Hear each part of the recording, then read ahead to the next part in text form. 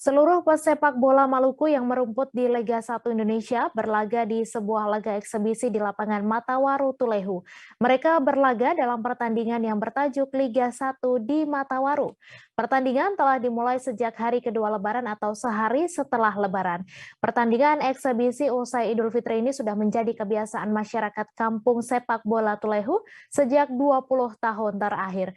Untuk informasi selengkapnya akan disampaikan langsung oleh rekan jurnalis Tribun Ambon, Dedi Aziz, yang kini sudah terhubung bersama kami. Silakan, Dedi.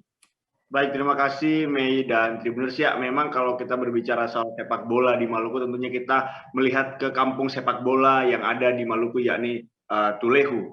Ya, mengenai Idul Fitri Games atau pertandingan untuk para pesepak bola yang merumput di kasta tertinggi sepak bola di tanah air, yakni Liga 1 dan Liga 2, Tulehu selalu menampilkan pertandingan-pertandingan di setiap H+1, maksud kami H+1 Idul Fitri begitu. Nah, ini merupakan satu budaya yang sudah ada sejak 20 tahun lalu, sejak era Imran Nahumaruri yang sekarang menjadi salah satu legenda sepak bola Maluku juga. Nah, pada Idul Fitri Games tahun ini diundang beberapa klub, yakni Maluku FC, kemudian ada juga Alba Hatukau dari Batu Merah, Ambon, kemudian ada juga Latulua FC dari gabungan tim antara negeri atau desa Mamala dan Morela, kemudian juga ada Tulehu All Star yang merupakan tim yang paling ditunggu-tunggu. Nah, tim Tulehu All Star sendiri ini berisikan pemain-pemain mantan pemain timnas yang ada yang merupakan berasal dari Maluku,